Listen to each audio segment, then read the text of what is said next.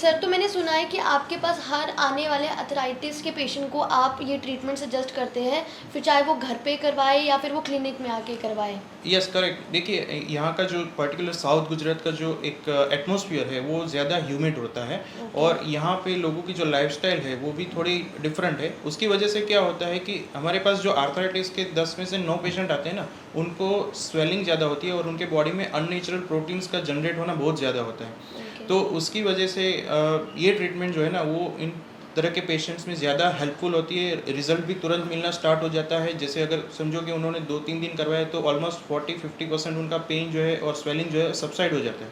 तो इसकी वजह से एक बार जैसे हमारे यहाँ कोर्स उनका कंप्लीट होता है तो हम उनको एडवाइस ये भी करते हैं कि घर पे भी वो थोड़ा थोड़ा अपने हिसाब से, ये बहुत ईजी ट्रीटमेंट होता है, वो इतना उसमें कोई ज़्यादा करना नहीं है, हार्ड नहीं है।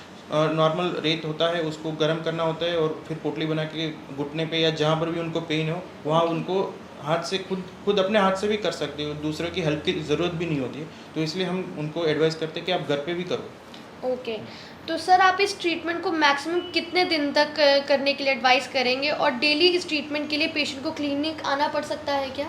हाँ, डेली ये पेशेंट को पहले जैसे हम उनको मिनिमम 7 दिन का कोर्स तो सजेस्ट करते ही है, और अगर बहुत ज़्यादा प्रॉब्लम है तो उनको 16 डेज़ तक यहाँ आना पड़ता है और डेली बेस पे उनको मैक्सिमम 45 मिनट्स का ये ट्रीटमेंट रहता है। तो आप समझ के चलिए कि 1 आवर तक का ट्रीटमेंट ये होता है। ओके, तो सर ऐसी भी कोई कंडीशन है जिसमें ट्रीटमेंट नहीं करवा सकते हैं हम? हाँ, एक ही कंडीशन है, अगर बोन फ्रैक्चर है, अगर आपको चोट लगी और उसके बाद फ्रैक्चर हो गया है बोन्स Okay. में, तो इसमें ये ट्रीटमेंट पॉसिबल नहीं है, इससे और स्वेलिंग बढ़ सकता है। बाकी सभी कंडीशन में ये ट्रीटमेंट एडवाइजेबल है। ओके, तो सर आपने पोटली सेका ट्रीटमेंट का जो दूसरा टाइप बताया था, पतरा पिंड स्वेद, उसके बारे में हमें डिटेल में बताएं। देखिए ये वर्ड ही उसको वापस मैं बताऊंगा कि वर्ड ही डिफाइन कर देगा। जैसे इसमें पत्र, पिंड एंड स्वेद। पत्र का मीनिंग है लीव्स, पिंड का मतलब है पोटली और स्वेद का मतलब है उससे सिकाई करना।